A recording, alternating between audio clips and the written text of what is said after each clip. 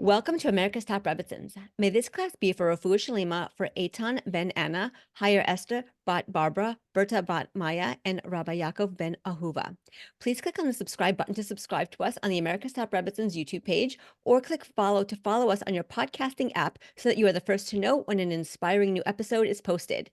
I'm honored to have on today's show Tanya Rosen. Tanya is founder of Nutrition by Tanya. She holds a master's degree from Brooklyn College, as well as many specialty certificates, such as pre and postnatal fitness and nutrition, sports nutrition, life coaching, cognitive behavioral therapy for emotional eaters, and working with special populations such as children, senior citizens, and athletes.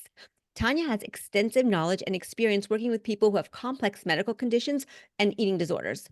Tanya is also a personal trainer and a group class instructor. She is certified to teach kickboxing, spin, Pilates, boot camp, step, and more. Wow, you have accomplished so much. Thank you so much for being here. Please tell us more about yourself and what you do. Okay, well, you just said most of it. So I guess anything and everything. I'm sorry, it's just a little noisy here. I'm sorry, one second. It's okay. Yeah, I really can't. Okay, you have to go over there, okay? Just go over there, right there. Okay. Okay, so really anything and everything related to men, women, and children when it comes to their weight, their health, their food. I don't think you mentioned the food line that we have. So anything and everything related to food and health. Amazing. And we're going to get into some of that today. So I'm really excited. We're going to dive right in because I know that you personally understand the struggle of many of your clients that they face because you were actually about 50 pounds overweight at a certain point in your life. And you worked really hard, not only to lose the weight, but also to keep it off. So I was wondering if you can please share your story with us. Sure. So 19 and a half years ago, when my first child was born, at that point, I wasn't at all into anything remotely, not health, not exercise, not nutrition. I actually had always planned to go to law school. And I was even in the process of taking my LSAT exams and applying to law schools. Wow. And in my first pregnancy with him, I had gained 50 pounds, 50. And I just kind of thought it was normal. Like, you eat whatever you want. Like, I didn't know anything better. He's my first kid. I gained 50 pounds. And after I had him, I was just trying to get back to my regular, size 10 wedding weight. I started exercising. I started eating healthier. There was maybe 5% of what we have now in terms of options and programs and support and awareness. Like, I literally probably didn't even know what a protein was, and I was 22. So my kids know what a protein is when they're like 5, I think. So so there wasn't any of that. So I kind of had to like figure it out on my own. And then I decided to go for nutrition instead. Well, first I became a personal trainer because I fell in love with exercise. And then I decided to go for nutrition instead. Wow. So did you lose the weight first and then you became a personal trainer, or in the process of becoming a personal trainer that helped you? So I was actually losing pretty slowly, meaning it took me about a year to lose the 50 pounds, which is a pound a week. So in the process, like probably like 6 months in, I was like, oh wow, I really like this. And people are asking me, like, they see me working out at the gym and they're asking me if I could work out with them. And I started, going into a little bit like giving classes. So yeah, pretty much like in between. Okay. And how did you lose the weight primarily through exercise, or did you learn about nutrition? Was it a combination of the two, or how exactly like did you lose the weight? So I'm happy you asked that, because one of the most common myths, which I really like debunking, is that exercise makes you lose weight. It does not. You cannot exercise and not diet and lose weight. You just won't.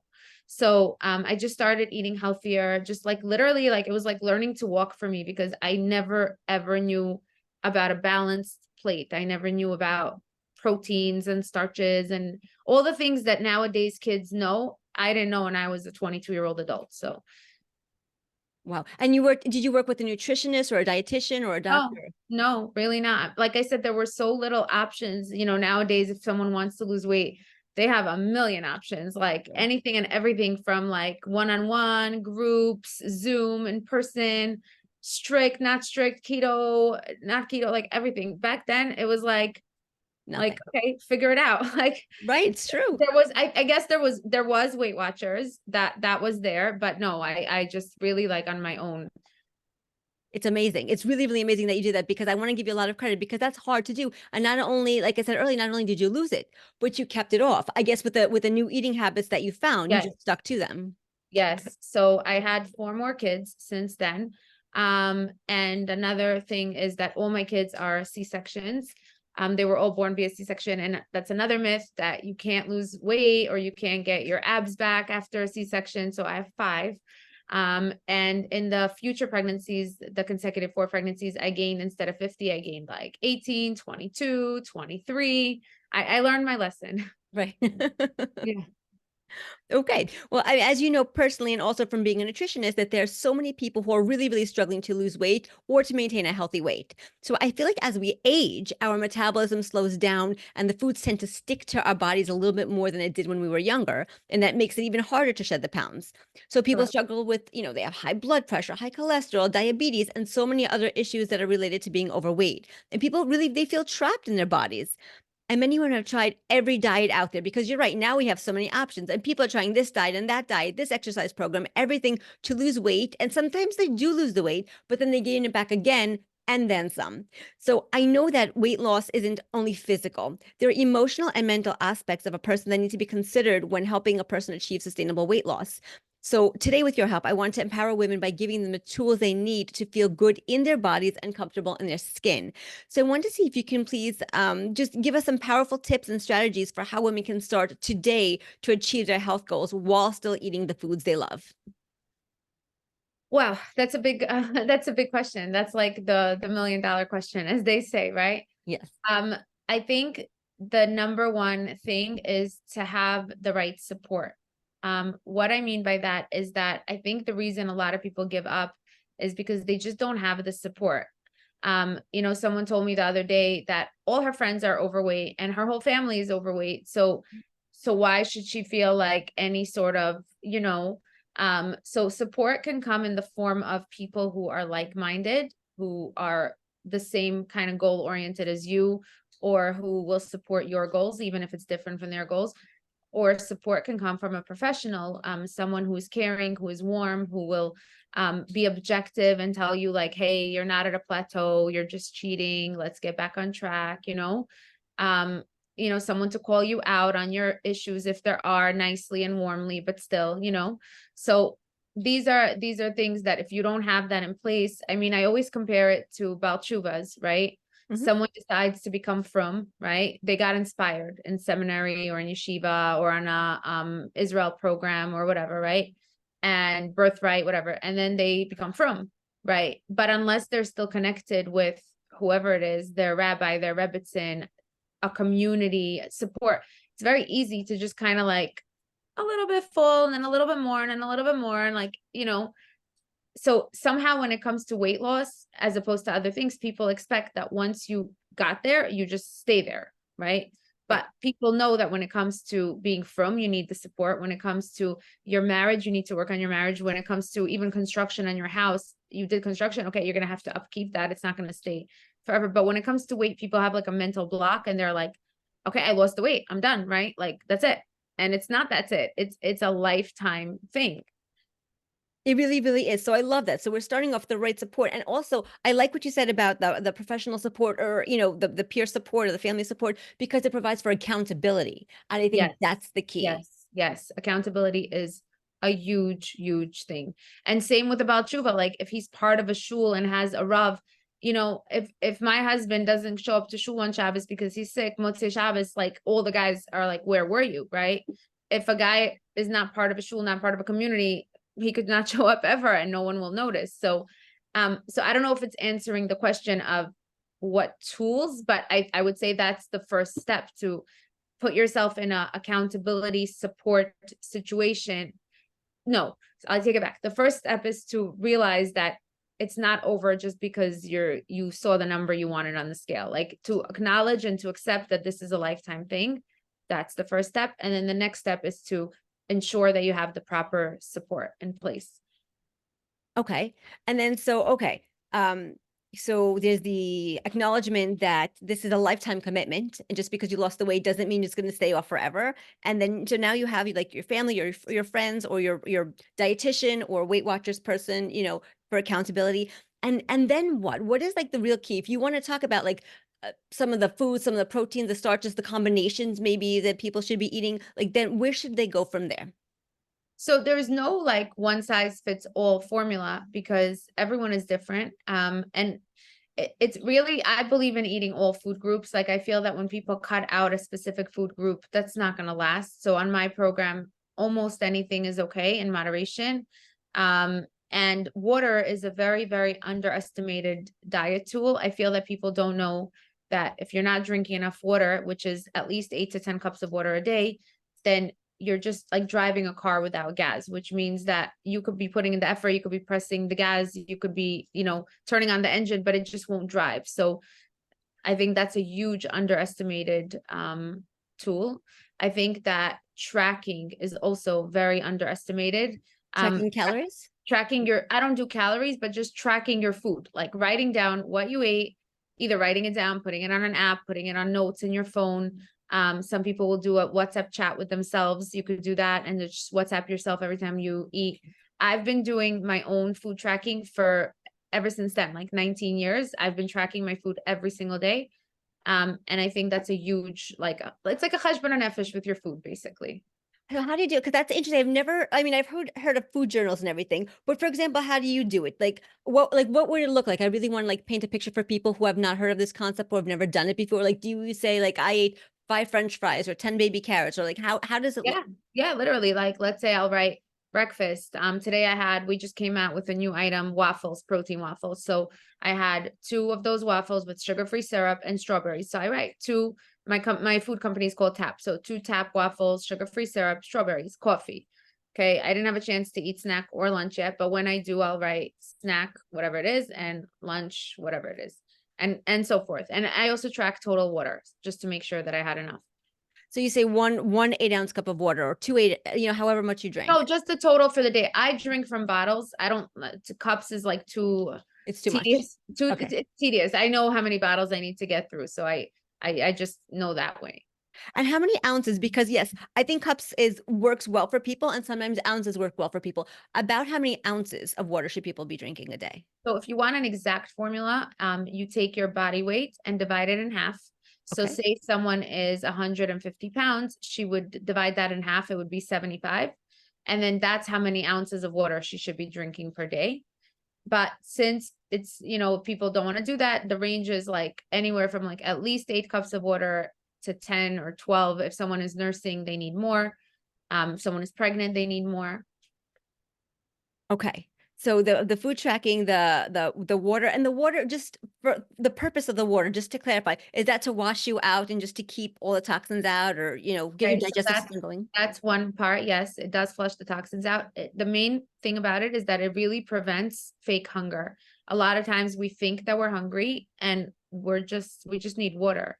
And I want to just mention, since probably a lot of your listeners are mothers, that, you know, people think that when we talk to our kids about food and health and dieting, we're doing a disservice to them, but it's actually, if done correctly, it's one of the best things we could do for them. And I'm so happy to be able to help my kids differentiate between hunger and non-hunger. So, like when kids finish dinner and they're like, I'm still hungry, Yes. right? Or like an hour later, and they're not, right? Yeah. So it's not about saying, no, you can't have more food. It's about saying, go drink a cup of water or a small bottle, and then let me know if you're still hungry. And most of the time, they're really not.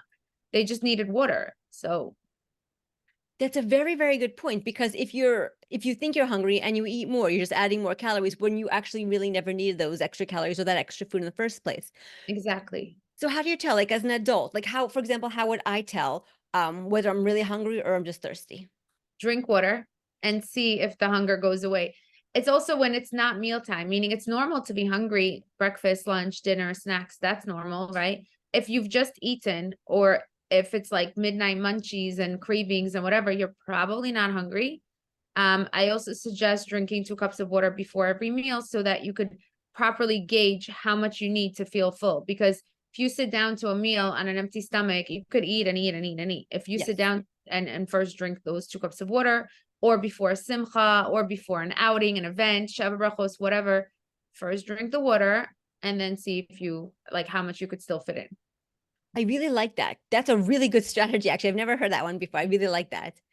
And in terms of portion sizes, when I used to take my kids to the doctor, she would tell them, take your palm and look at the palm of your hand, and that should be your protein size. Okay. Is that still like a rule? Is that what you teach clients, or I how? mean, I tell them ounces, and I tell them that they don't have to weigh it forever. They could weigh it a couple of times, and then they'll already know how to eyeball it. But that's a pretty fair representation. Right, like a palm size protein. Okay. And just to clarify, you can't eat proteins with carbohydrates, or there's no food to combinations that you. There are theories or whatever that say it. I don't do it. I don't like it. And I think it's like when people are just busy with things they don't need to be busy with, like, oh, let me wait an hour before I eat a carb because I eat a protein. Like, I just don't think it's necessary. There's enough to think about otherwise. This is very true. Yeah. And I was saying before, the physical aspect of losing weight is one thing, but there's also an emotional and a mental aspect about it. And I know that you have like a special certification in eating for emotional eating, basically. So I want to see if maybe you could talk about how the mind and the emotion plays into the losing weight. Okay, so there's a lot to it. Like I could probably talk about it for like 10 hours straight, literally.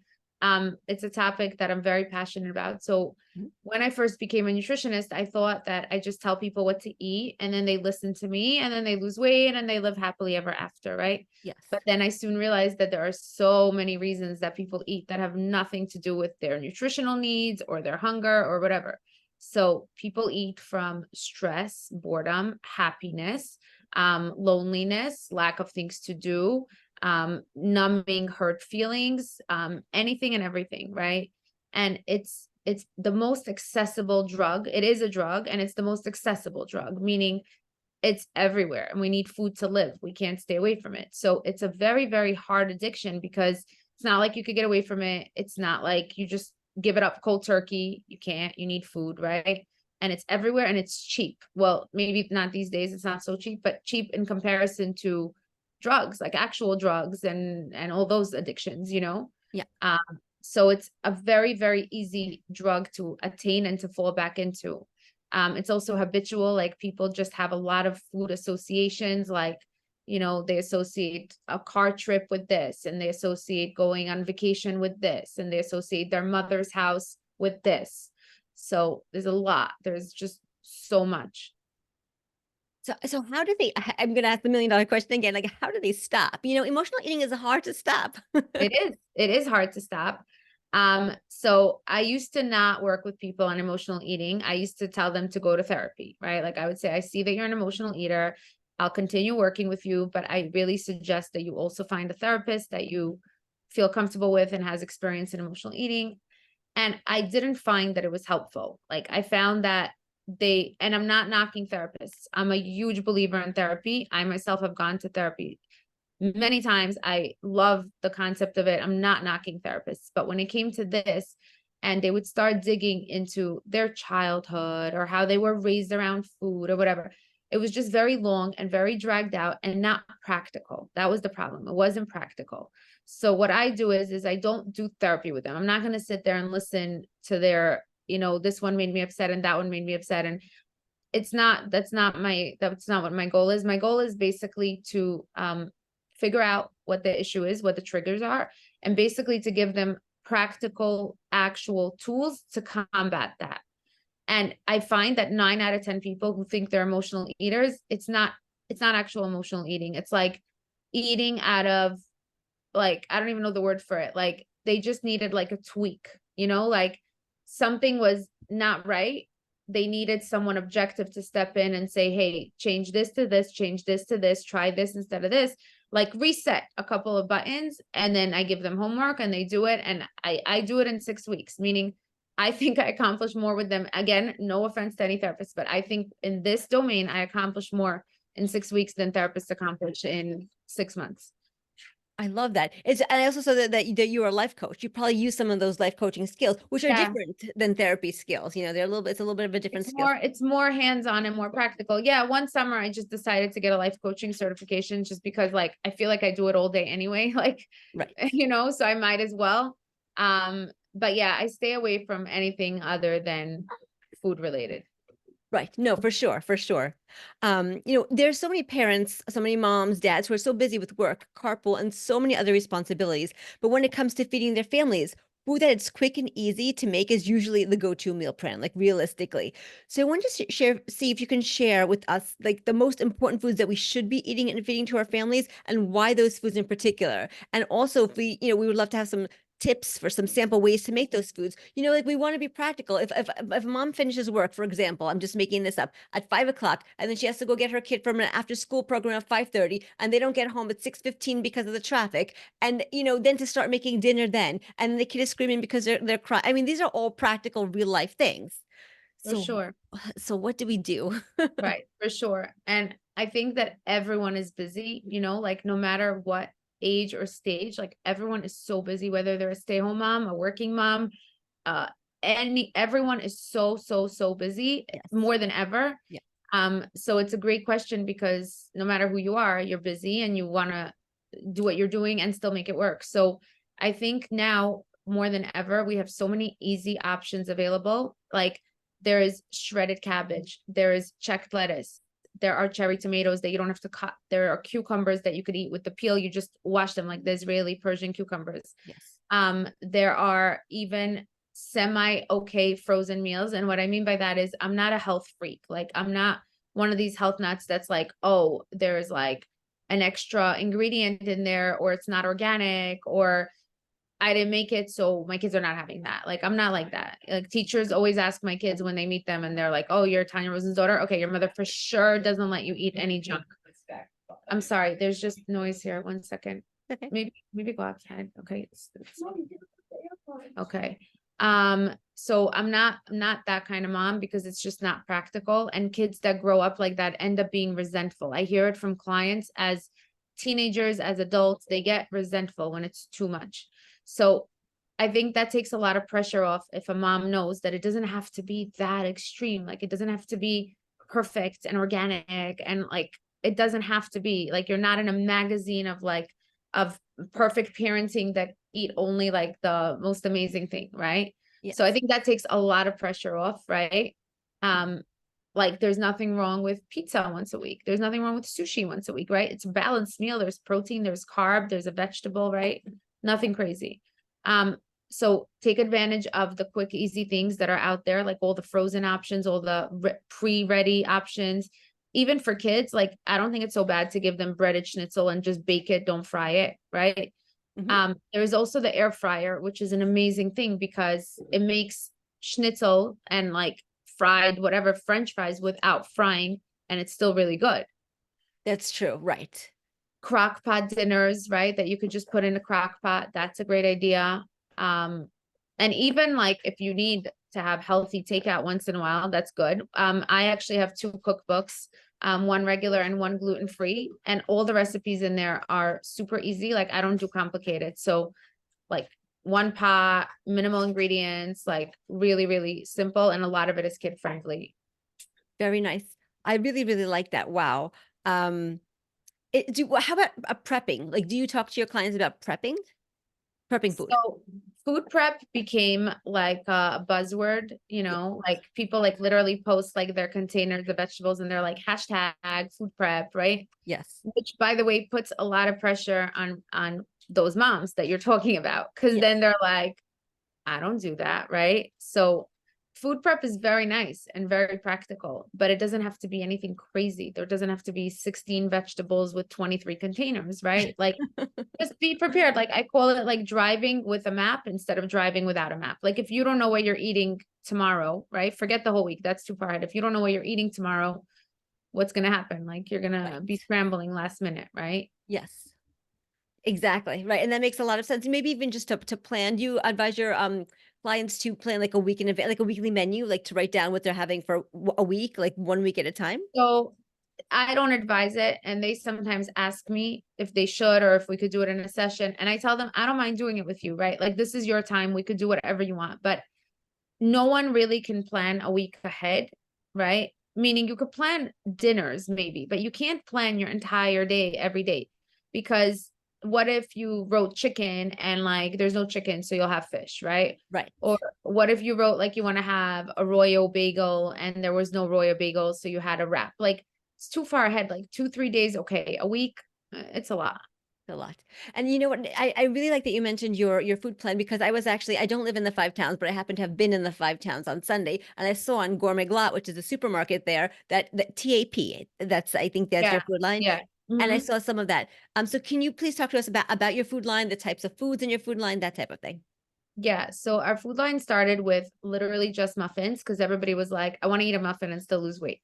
So we created muffins in different flavors. Then we had cookies. Then we had meals. So right now we have pizza, baked ziti, eggplant parmesan, lasagna, blintzes. I'm probably missing some. We actually just came out with like a fleischiks line as well. That's both delivered and sold frozen. So like really delicious meals, like, but regular, not like anything crazy boring. Like we have spaghetti and meatballs, we have beef lo mein, we have schnitzel that's baked, really good stuff. And then we have a lot of other snacks like cake pops, cheesecake, thumbprint cookies, things like that. And is there something like Acai about bowl. them, like are they low in calories, or like can you tell us a little bit about them? Yeah. Yeah. So they're low in calorie, meaning lower in calorie than what it would be if you were buying regular big ziti. So Right. it's not like 100 calories, but it's 290 in comparison to like five something if you're buying regular big ziti, Yeah. and less sodium and less carbs and less sugar in the sauce. So everything is just reduced and it's portioned. So when people buy something that, or let's say you're making big ziti for your kids, there's a whole pot, right? And you know Yes. how many stories I heard about like finishing the pots of big ziti. So our big ziti is perfectly portioned, so you don't feel deprived, but you still could have the whole thing. I'm so glad that you brought up portion size, because I wanted to ask you, when you're cooking regularly, just in your kitchen, to avoid eating the baked ziti, because baked ziti is good. Let's just put it on the Of course table. it's good, right? Of Uh, course. yes. So how do you just like, yes, of course, you're going to give it to your kids, you're going to give it to your husband. If your friends come over, everybody gets whatever you make. How do you make sure that the portion size, even when you're putting it on the plate, forget about the pot, but even when you're putting it on a plate, how do you make sure that the portion is right and not too much? Okay, so first of all, I'm happy you brought that up because a lot of these accidents in the kitchen, right, happen when we are standing, right? Yes. Meaning most people don't sit down to a pot of ziti and finish it. They're standing, they're cleaning up, they're scooping it out, right? Yes. So I always tell people, especially when I'm working with someone on emotional eating, sit down every single time you eat. You would never find a princess or a queen or a king standing and eating, right? Yes. They sit, right? And Yes. also, Jewish wise, it's almost impossible to make proper brachos if we don't know what we're eating. Like, did you make a mazonos yet? Did you have that in mind? Like, were you supposed to make a bracha achrona? Did you even finish? Because you just like continued, right? Right. So just sit, right? Like automatically by sitting, you can eliminate like 80% of these random spontaneous extras, right?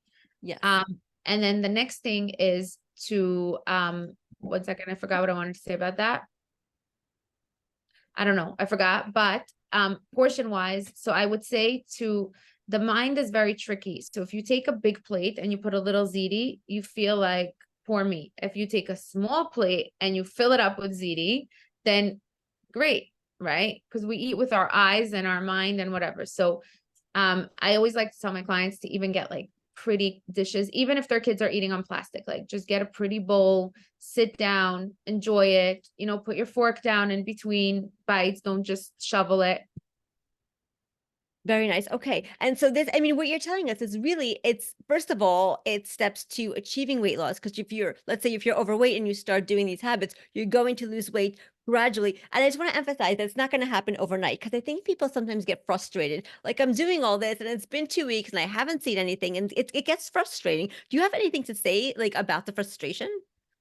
Stop going on the scale every single day That's like a huge reason why people get discouraged. They go on the scale every single day, sometimes twice a day or 3 times a day, Yeah, and it messes with their head because like no one's going to see weight loss every single day, right? So right. stop going on the scale every single day, check once a week, right? And have someone objective review what you ate with you. Like a lot of times someone comes into a session and they're like, I was amazing this week. I for sure lost like 3 pounds, right? They go on the scale and they lost like 1 or they stay the same. And when we sit down and start talking about the week and analyzing their food log, it's like, wait, did you forget that you had kukish cake on Shabbos 3 times? Like, oh, right. Okay, yeah, the kukish cake. Like, we're not objective about ourselves. We literally forget. So if you're not losing, there's usually a reason. Have someone objective look at it with you, review it with you, give you honest feedback. And I'm so glad that you brought up Shabbos and Yom Tov, the holidays or parties or weddings or simchas. There is so much food. There just is. And it all looks good. Like the desserts look good, the appetizers, the finger sandwiches, the chicken, it's tasty. Right. How do you prevent yourself from going overboard? You didn't have to cook it. You're a guest. You Right. can just enjoy. Like, how do Right. you not go overboard? Okay. So first of all, the good news about Shabbos is that it comes every single week, right? Why Yes. is that good news? Because it's not a surprise event, right? Yes. Like when we have a surprise event and we're like, I wasn't expecting this. How do I handle it? Right. Shabbos is pretty much the same. I know there's variations. I know sometimes it's late. I know sometimes it's early, but like it's pretty much somewhat structured. So if Yes. we could figure it out, right? Something that works for us and hit repeat, that's already great. Second, perspective, right? Most of the time it's the same foods over and over and over again.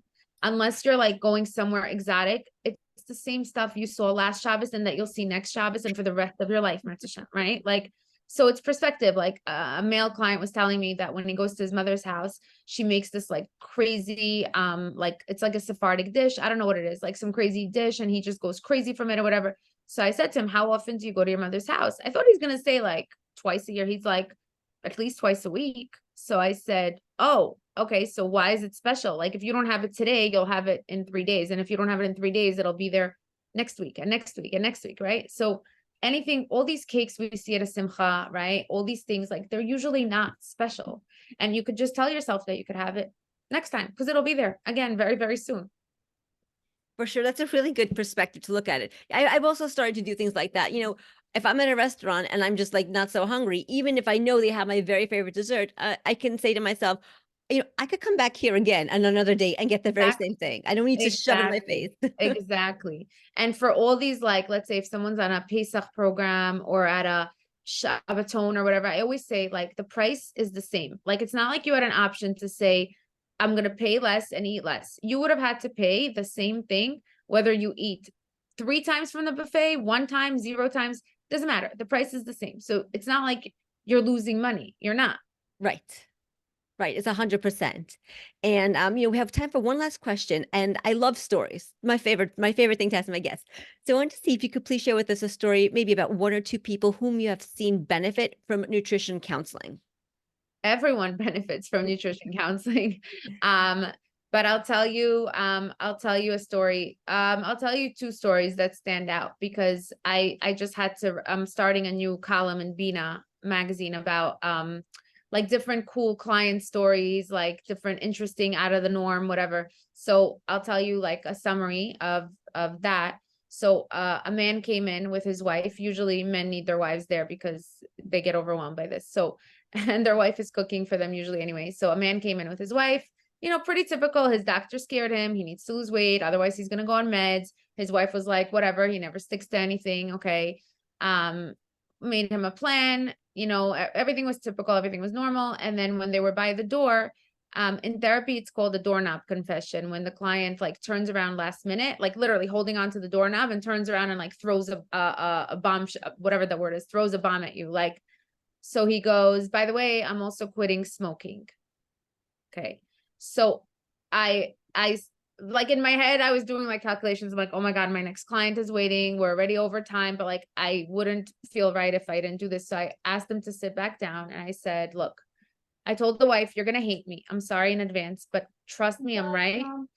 Trust me that I'm right. your husband needs to lose 150 pounds. If he quits smoking now, he's going to do neither. He's not going to quit smoking and he's not going to lose weight. Okay. Yeah. It's more dangerous to be obese than to smoke. Okay. There's more obesity related illnesses than smoking related illnesses. Like you will find 90-year-olds that smoke 2 packs a day, but you will never find an obese 90-year-old. Okay. They just don't exist. Okay. Wow. Okay. So the wife was like shooting me daggers, giving me dirty looks. Like here, her husband was going to quit smoking and I'm telling him not to quit smoking. I'm like, I promise you, just trust me. Just so anyway, so he's like, so I shouldn't quit smoking. I'm like, not yet. Lose 50 pounds and then quit smoking. Okay. So anyway, fast forward, he lost all his weight, over 100 pounds. He quit smoking at like 50 or 60 pounds and they lived happily ever after. But that Amazing. definitely stands out as like That's an amazing. So I would never would have even thought of that. Like, wow, wow. listen, I'm witness to so many New Year's resolutions all the time. You know, I'm gonna exercise every day. I'm gonna only eat healthy. I'm never touching chocolate. Too much, too much. Like we have to like narrow it down. Like let's be real and realistic, you know? I love that. I love that. I know you said you had another story to share. I love these stories because I feel they're so inspirational. If somebody else can do it, that means they can inspire another one to do it. So Right. Well, that's the one that's like amazing. If you want, I could share the other one, but I know you said we're running out of time, so it's up to you. yes, but one more story and then we're good. Yes. Okay. So I had this lady come in to lose, she said she's frustrated. She's up 25 pounds from her regular weight. She exercises every day. She's the healthiest eater. So a lot of people say they're the healthiest eater, but they're really not. She actually was the healthiest eater I've ever met. Only organic, only whatever. She would make everything from scratch, never buy takeout, make herself smoothies and put chia seeds in. And like she knew so much. Like she was so knowledgeable about health and nutrition and whatever. So I gave her a plan, which included everything like bread and, cholent and just everything, pizza once a week, sushi once a week. And she was like, literally like about to walk out. She was like, I have no idea why people recommended you. Like, you're crazy. Like, this is so not normal. Like, there's no way I'm going to lose weight. You're telling a healthy eater to eat normal and you think I'm going to lose weight. So I said, can you just trust the process? Just give me 2 weeks to show you that this works. She like was not happy to do it, but she did it. And she lost 35 pounds, not just the 25 pounds. Yeah. And yeah, you're surprised by that? Yes, I am. How? So I would ask you how. How does somebody who eats organic lettuce and tomatoes and smoothies, and then now all of a sudden they're having pizza? How? I'll Yeah. tell you why, because eating healthy is not enough. Okay. And you could eat healthy and be eating a lot, like way too much. Right. So at the end of the day, you could eat a small piece of cake and you could also eat like an entire avocado, and the entire avocado is going to be much more. So she was eating healthy, but a lot, like volumes of like fats. And yes, they were healthy fats, but like chia seeds and smoothies and avocado things and nuts and whatever. It was too much. So she learned to balance it out. Wow. I'm really impressed with that. That really blows me away. So you're not the only one. A lot of people think that as long as you eat healthy, you lose weight, but it's not the case. And now all the rage is like sourdough, right? Everyone's like Yes. obsessed with sourdough and spelt and whatever. Sourdough and spelt is so much higher in calories and carbs and fat than whole wheat. And people are like, why am I not losing weight? Like I'm eating sourdough sandwiches and not losing weight. Sourdough sandwiches with an entire avocado and cashew butter and organic cheese, and I'm not losing weight, We don't realize how the calories add up and also where they add up. And that's the challenge for so many Yes. people. Yes. Well, thank you. And I will include your information, your website in the show notes. So if anybody wants to reach out to you for nutritional counseling, Thank you. you're able to Thank do you. that. So Thank you. thank you so much, Tanya, for joining us on America's Top Rabbits. And it was truly a pleasure to have you with us. Same here. Thank you so much. Thank you. And also may the learning that we did today be for Refuah Shalema for Haya Esther Bat Barbara, Eitan Ben Anna, Berta Bat Maya, and Rabbi Yaakov Ben Anna. Thank you so much again. Okay. Thank you. Thank you for the opportunity. Take care. Bye. Bye.